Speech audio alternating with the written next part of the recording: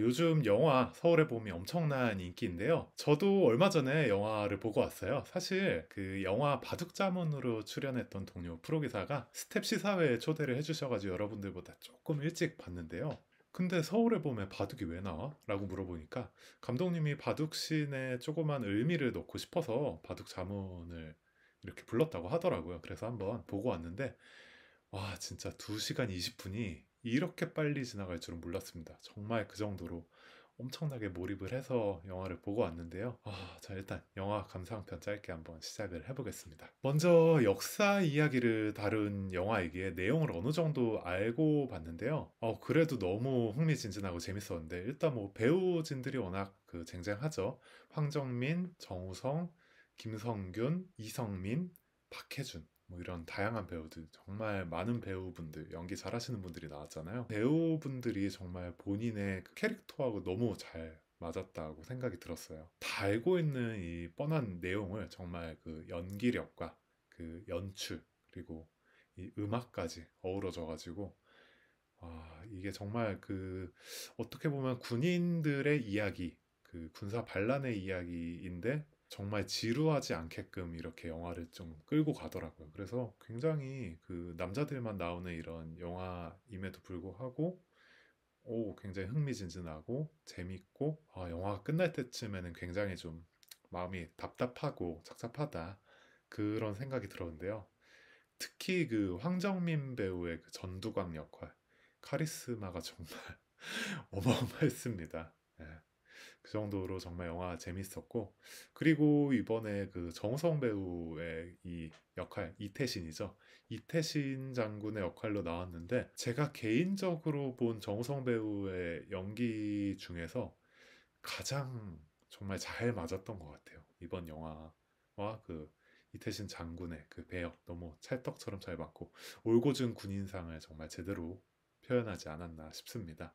이게 역사가 스포일러이다 보니까 그 내용 자체가 모르는 사람이 잘 없을 텐데 사실 근데 모르는 어린 친구들이 봐도 정말 뭐 영화 보는데 전혀 불편함이 없을 정도로 영화에 굉장히 다양한 디테일한 설명들이 많이 나와요. 뭐 시간대에 대한 거, 뭐 어떤 지리적인 어떤 부대가 어떻게 움직이고 이런 것들을 굉장히 잘 알 수 있게 직관적으로 친절하게 표현을 해주셨더라고요. 그래서 정말 모르는 사람이 봐도 재미가 굉장히 있겠구나.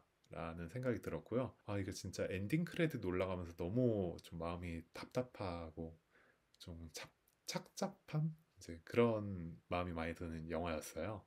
이 정말 그 진학군 수뇌부 중에 정말 그 우두머리가 좀 제대로 된 사람이었다면 역사가 정말 제대로 바뀌지 않았을까?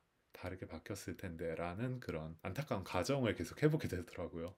정말 너무 그런 걸 보면서 좀 열을 많이 받았습니다. 이 영화 초반에 전두광과 노태건이 그 바둑판 앞에 마주 앉아가지고 이렇게 이야기를 하는 장면이 나오는데요. 그 전두환 전 대통령이 바둑을 굉장히 좋아했었던 거를 그 김성두 감독님이 알고 바둑알을 놓는 장면을 통해서 그 판을 흔드는 승부수를 둔다. 현실에서도 쿠데타라는 승부수를 암시하는 그런 의미로 썼다고 합니다. 그런데 실제로 그 얼마나 바둑을 좋아하고 두었기에 감독님은 이 장면을 영화에 넣었을까라는 생각을 했었는데요. 그래서 한번 자료를 찾아봤습니다. 그 찾아보니까 99년도에 전 대통령의 바둑 실력은 아마 1단이었다고 해요. 그래서 한국 바둑계의 이제 대표적인 인물 조은영 구단이라고 혹시 아실지 모르겠는데 그 조은영 구단과 9점을 놓고 바둑을 두었었다고 합니다. 아시는 분들은 아시겠지만 진짜 조은영 구단은 뭐 이제 이창호 구단이라는 제자가 있어서 그 당시 좀 밀려가고 있었지만 그래도 정말 바둑 황제, 어마어마하게 바둑을 잘 두는 그런 분이었는데 그런 사람에게 사실 9점을 놓고 바둑을 이겼다는 것만 해도 아예 초보라고 볼 수는 없을 것 같아요. 그 제가 생각하기에 그래서 조은영 구단이 이제 좀 전 대통령에 대한 예우로 바둑을 좀 봐줬나? 이런 생각이 들어가지고 바둑 내용을 한번 찾아봤는데 그 심지어 30분 만에 이겼더라고요. 30분 만에 이길 정도로 굉장히 빠르게 잘 두었었다고 합니다. 그 당시에 바둑을 좀 둘 줄 알았던 어떤 뭐 수뇌부들이나 정치인들 그리고 뭐 사실 대통령 중에서도 바둑을 좋아하는 사람들이 되게 많았잖아요. 워낙 이제 바쁘다 보니까 바둑을 둘 시간이 별로 없어서 한 판을 둘 때도 굉장히 빠르게 두는 그런 게 대부분이었다고 해요. 그래서 이제 우리나라에서 바둑을 가장 빨리 두는 이제 손오공이라는 선호국 구단이라고 되게 유명한 분이 계신데, 그 두 사람의 바둑을 옆에서 보면서 좀 그 선호국 구단마저도 아, 좀 제발 천천히 두셔라 라고 할 정도로 엄청나게 손이 빨랐다고 합니다. 제가 그 실제 바둑을 이제 기보가 있더라고요. 찾아보고 좀 든 생각이 굉장히 냉정하면서도 위기 감지하는 어떤 그런 좀 승부 감각이 살아있다? 그거를 좀 느꼈어요. 상대의 공격에 내가 좀 굉장히 위험할 것 같은 타이밍이나 이런 거를 되게 잘 캐치를 해가지고 거기서 되게 잘 빠져나간다? 이 표현이 맞는지 모르겠는데 굉장히 그렇더라고요. 그럴 정도로 어떤 그런 바둑의 수법들이 이제 여기 보시면은 여기 이제 딱 상대가 잡으러 왔을 때 내 돌이 지금 전체가 위험한데 여기서 굉장히 좀 고민을 하다가 작게 버려두고 탈출하고 어떤 이런 것들이 그 영화에서도 이제 비슷한 장면들이 또 많이 나오거든요. 쿠데타를 일으키면서 중간중간 굉장히 그 쿠데타가 실패할 뻔한 그런 상황들이 많이 있었는데 거기서도 굉장히 운이 좋다고 해야 되나? 어떤 그런 살기 위한 좀 그런 본능들이 되게 잘 나왔다.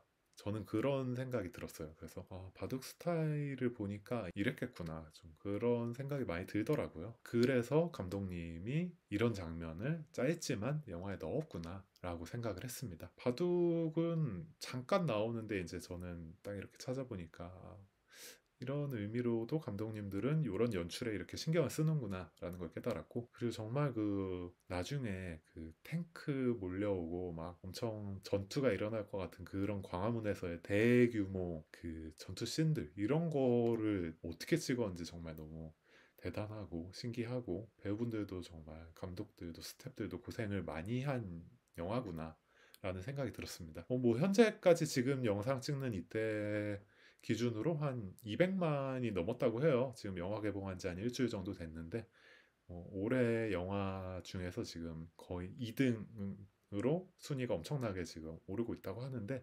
앞으로도 계속 잘 될 것 같은 그런 생각이 들어요. 이 영화는 그리고 제가 보니까 나이가 많으신 역사를 이제 경험하신 세대들도 그렇지만 오히려 젊은 사람들이 봤을 때 조금 더 재미있고 뭐 그 시대에 대한 공감도 많이 될 거고 어떤 분노나 여러 가지 좀 감정들을 많이 좀 생생하게 느낄 수 있는 그런 영화인 것 같습니다. 자, 이상 이 바둑 채널장 서프로의 영화 서울의 봄 리뷰였습니다.